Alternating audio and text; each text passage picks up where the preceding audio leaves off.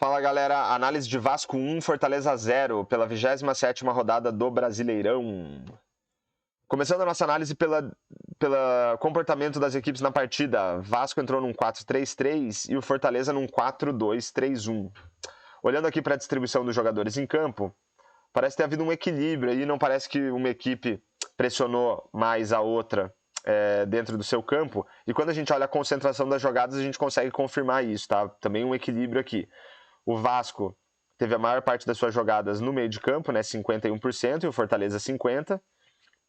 No seu campo defensivo, o Vasco teve 19% das jogadas, enquanto o Fortaleza, no seu campo defensivo, 21%, e 29% das jogadas do Fortaleza no seu campo de ataque e 29% das jogadas do Vasco no seu campo de ataque. Então a gente vê aí bastante equilíbrio entre as equipes. Olhando aqui para o gráfico de domínio do jogo, a gente tem aqui qual equipe estava dominando a partida ao longo dos 90 minutos. A gente vê aqui um primeiro tempo majoritariamente do Vasco, né? Praticamente só barras vermelhas aqui, com dois trechinhos aqui com barras azuis, que representam Fortaleza. E no segundo tempo, quase que isso aí se inverte, né?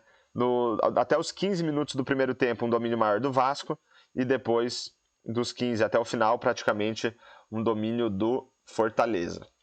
Aqui do lado direito a gente tem algumas estatísticas que ajudam a gente a entender um pouco melhor o comportamento das equipes e também aquilo que elas conseguiram produzir em termos de criação e finalizações. Então, posse de bola equilibrada, 48-52. E as estatísticas aqui de passes, bolas longas e cruzamentos, a gente consegue ver aqui o Fortaleza apostando mais em passes em relação ao Vasco, também em bolas longas, com 52 tentativas e cruzamentos, 21 cruzamentos tentados. Pelo lado do Vasco, os números aqui são de médio para baixo, né? 383 passes tentados, que é um número de médio para baixo, 37 bolas longas tentadas, que é um número baixo para um mandante, e 19 cruzamentos tentados, que é um número mediano. Em termos de criação, o Vasco teve 12 passes decisivos e o Fortaleza 8. Então um número aqui de médio para alto para o Vasco, com 4 estrelas, e um número mediano para o Fortaleza. Passes decisivos são aqueles que permitem um chute a gol ou então uma assistência para gol, que é o que a gente chama de pré-assistência. Em termos de expectativa de assistências, 0,58 para o Vasco, 1,22 para o Fortaleza. Tá? Um número baixo ali para o Vasco e um número alto para o Fortaleza como visitante. A ideia da expectativa de assistências é conseguir medir a capacidade das equipes de colocar os seus jogadores em condição de marcar gols. Não necessariamente eles marcaram gols e até mesmo nem necessariamente finalizaram em gol, mas a ideia é ver se os times conseguiram levar a bola até regiões do campo mais favoráveis para a marcação dos gols. Então a gente vê aí o Fortaleza superando o Vasco nesse quesito. Em termos de chutes a gol, o Vasco deu 16 contra 12 do Fortaleza.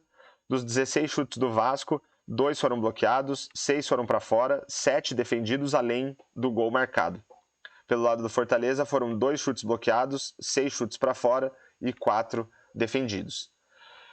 Em termos de chances claras, o Vasco não criou nenhuma chance clara de gol e o Fortaleza criou 2 chances claras de gol.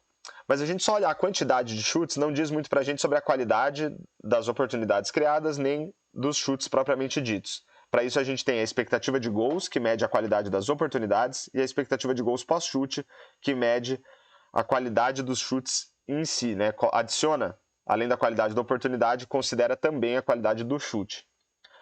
Em termos de das oportunidades criadas, a expectativa era que o Vasco marcasse quase 2 gols aqui, 1,94, tá? Um número de médio para alto para um mandante, e o Fortaleza 0,73, que é um número de médio para baixo para um visitante.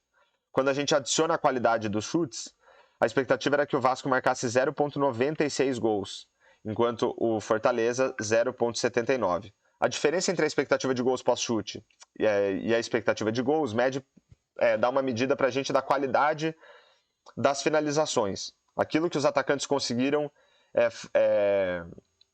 adicionar ou reduzir na expectativa de gols com base na qualidade dos chutes. Para o Vasco, esse valor aqui foi de menos 0,98, que mostra que a expectativa do Vasco caiu em quase 1 gol. Com base na qualidade dos chutes, o Vasco reduziu a sua expectativa de gols em 1 gol. Isso mostra que os atacantes não foram bem. Pelo lado do Fortaleza, essa diferença é de praticamente zero. Então isso mostra aí um desempenho neutro dos atacantes. Eles não conseguiram adicionar a expectativa de gols com base na qualidade dos chutes. E quando a gente compara o número de gols marcados com a expectativa de gols pós-chute, a gente vai ter uma medida do desempenho dos goleiros. Então a expectativa era que o Vasco marcasse praticamente um gol, com base na qualidade dos chutes, e ele conseguiu marcar um gol. Então essa diferença aqui de menos 0,04, né, praticamente zero, mostra que o desempenho do goleiro do Fortaleza foi neutro. Ele tomou o número de gols esperados com base na qualidade dos chutes do Vasco. Por outro lado, a expectativa era que o Fortaleza marcasse 0,79 gols e marcou 0. Essa diferença de 0,79 positiva mostra que o goleiro do Vasco tomou quase que um gol a menos do que o esperado, então um bom desempenho do goleiro do Vasco na partida. E para finalizar, as estatísticas todas aqui, desde passes decisivos até número de gols marcados, dão para a gente uma ideia da qualidade da partida. Todas essas estatísticas aí eu considero que ajudam a gente a entender se a partida foi interessante ou não. E a gente vai ver aqui que a gente tem poucas estatísticas com 4 estrelas ou mais, né? A gente tem os passes decisivos do Vasco, a gente tem o número de chutes a gol que o Vasco deu e a expectativa de gols com base na qualidade das oportunidades criadas pelo Vasco. E pelo lado do Fortaleza, a gente teve uma expectativa boa aqui de assistências e também um bom número de chances claras de gol. Mas, no geral, a gente não pode dizer que essas estatísticas foram altas, tanto pelo lado do Vasco quanto pelo lado do Fortaleza, que mostra que talvez a partida não tenha sido tão interessante assim, mas, de qualquer maneira, boa para o Vasco pela vitória por 1-0.